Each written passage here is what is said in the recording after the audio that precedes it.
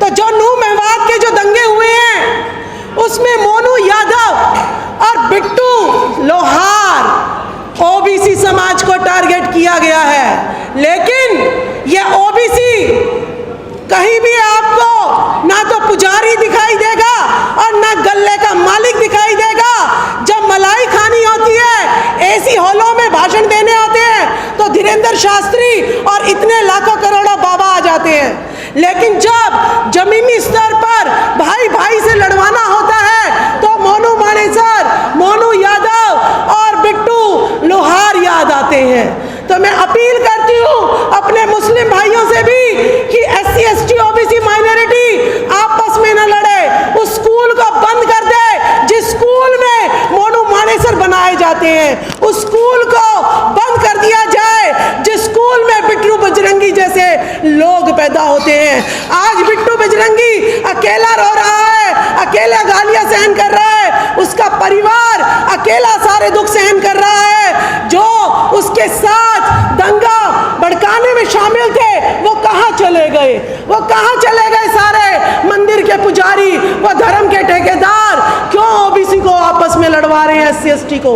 मैं पूछना चाहती हूं, मणिपुर में 3 महिलाओं का नग्न घुमाया गया। महाभारत की द्रौपदी के लिए बहुत बड़ा कपड़ा आ रहा था, साड़ी पे साड़ी आई जा रही थी, लेकिन मणिपुर की 3 महिलाओं के लिए 1 मीटर कपड़ा भी आसमान से कहीं आता नजर नहीं आया।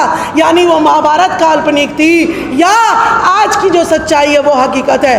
फूलन देवी का दौर हम भूल गए हैं। जब फूलन देवी ने अपने बलात्कारियों को सजा दी थी, उसके बाद गैंग रेप बंद हो गए थे, कुछ समय के लिए बलात्कार बंद हो गए थे, नग्न स्त्रियों को घुमाना बंद हो गया था। लेकिन जब जो है एक सांसद महिला फूलन देवी को मार दिया गया, तब दोबारा निर्भया कांड, अंजलि कांड, दिल्ली कैंट कांड, निर्भया कांड, मनीषा वाल्मीकि कांड, बिल्किस बानो कांड और मणिपुर की 3 महिलाओं को नग्न घुमाना और गैंग रेप करना।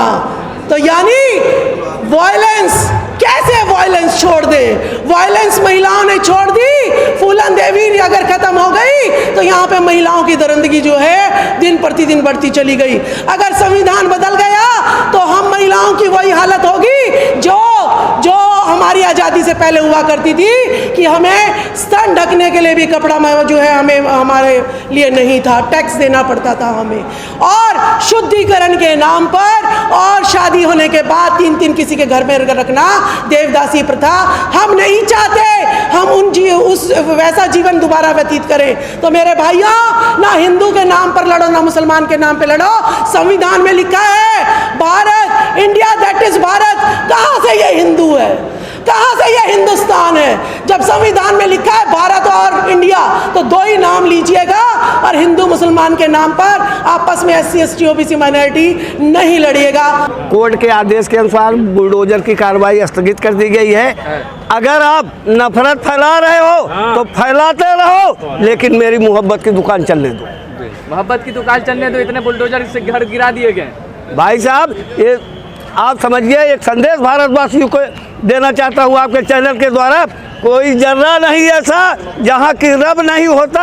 लड़ाई वही करते हैं जिनका मतलब नहीं होता। वो मंदिर मस्जिद धर्म की दीवानगी करने वालों, सोच लो, वतन से बढ़कर कोई मजहब नहीं होता। आज जो आपसी सौहार्द बिगाड़ने के लिए जगह जगह सांप्रदायिक दंगे हो रहे हैं, देश की एकता अखंडता कमज़ोर की जा रही है। इससे हमारा देश एक मजबूत देश, अखंड भारत न बन करके एक कमज़ोर भारत बनेगा। प्रेम भाईचारा की भावना से सब लोग रहें। तो नूह में हिंसा किसने भड़काया? सवाल तो ये उठ रहा है ना। ये लोगों के संस्कार और सोच की क्षमता की कमी है। पृथक हर धर्म होता है, पृथक प्रवेश होता है, पृथकता में रहे मिलजुल करके, यही उद्देश्य होता है। यहाँ रहते हैं हिंदू मुस्लिम सिख ईसाई, जो समझे अपने देश को उसी का देश होता है। लेकिन वो लोग कह रहे हैं, बजरंग दल कह रहे हैं कि हिंदू एक हो जाओ, हिंदू एक हो जाओ, मुसलमान हो एक हो जाओ, सिख एक हो जाओ, ईसाई सब हो जाओ। सब अगर एक हो जाओगे तब जा करके हमारा भारत मजबूत बनेगा। अगर आप संगठित नहीं रहोगे, संप्रदाय में धर्म में बटे रहोगे, कल दिखा रहे हैं ना, मुसलमानों का डर दिखा रहे हैं। मेवात को कह रहे हैं मिनी पाकिस्तान हो गया है वो। इस देश में मुसलमान पहले भी 200 वर्ष तक राज कर चुके, चुके हैं, तब भी देश सुरक्षित रहा। आज भी भाई ये नेता अपनी रोटियां सेकने के लिए सांप्रदायिक दंगे कराते हैं। आप हम मुसलमान हैं, एक साथ खा लेंगे, उठ बैठ लेंगे, लेकिन जब नफरत की पौध लगाएंगे, बीज बोएंगे, तो हमारा देश जो है टूट जाएगा। मणिपुर हिंसा का जिम्मेदार कौन है? मणिपुर हिंसा के डबल इंजन की सरकार होते हुए मणिपुर में इतनी जघन्य अपराध हुआ है। कितना महाभारत में द्रौपदी के साथ अन्याय नहीं हो पाया, जितना इस समय गंगापुत्र के होते हुए उस कारगिल सिपाही के जवान के, जिन्होंने अपने प्राण की बाजी लगा करके हमारे देश की रक्षा की कारगिल युद्ध के लिए, आज उसकी पत्नी के साथ ये बर्बरता जो हुआ, इससे पूरा देश हिल गया। आंखों में लोगों के नमी आ गई। हिंसा का जिम्मेदार सरकार होती है। सरकार से मैं जानना चाहूँगा, आपके पास डीएम नहीं थे, एसपी नहीं थे, फोर्स नहीं थे, सशस्त्र सेवाएं नहीं थे, क्या चीज़ की ऐसी कमी रह गई डबल इंजन की सरकार में जो इस तरह से हुआ? हमारे समझ में ये आने लगा है, मोदी जी खुद चाहते हैं, मोदी जी आदरणीय प्रधानमंत्री जी खुद चाहते हैं अब भाजपा का कोई आदमी निकल करके प्रधानमंत्री ने आए, भाजपा सरकार में न आए, ना हम अब बने।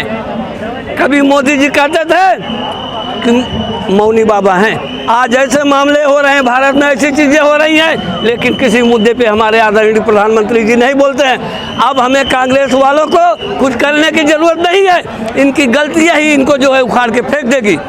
मणिपुर का मामला ले लीजिए, अस्त्र शस्त्र की हमारे सरकार सेना के किसी प्रकार कहीं कोई कमी नहीं है, लेकिन त्वरित एक्शन के रूप में कोई कार्रवाई नहीं की गई। अगर कोई विदेशी शक्ति आक्रमण करती तो बताइए सरकार कैसे उसको कंट्रोल करी? 5,000 कैसे धधक उठा, हरियाणा धधक उठा, म्यू धधक, मेवात धधक गया। इन सब के धधक जाने के बाद लोगों की आत्माएं जो है कांपने लगी कि सरकार कब तक सोती रहेगी, कब तक त्वरित कार्रवाई नहीं करेगी। देश मजबूत होना चाहिए, एकता और अखंडता के नाम। कार्रवाई तो कर रही है, बुलडोजर से घर ढाए जा रहे हैं। घटनाएं घट जाने के बाद उसका परिणाम अच्छा नहीं होता है। बुलडोजर से आप कर लेंगे तो उसकी भरपाई हो जाएगी। हम कहते हैं कि होने ही ना पाए, ये चीज़ होने ही ना पाए। तो इसलिए मैं चाहूँगा कि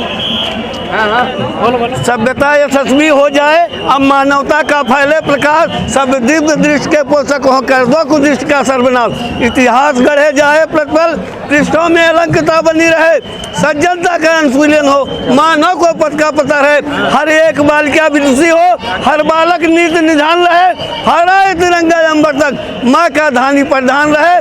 जब तक सूरज चंदा चमके तब तक हिंदुस्तान रहे, तब तक ये कांग्रेस का पंजा और नाम निशान रहे।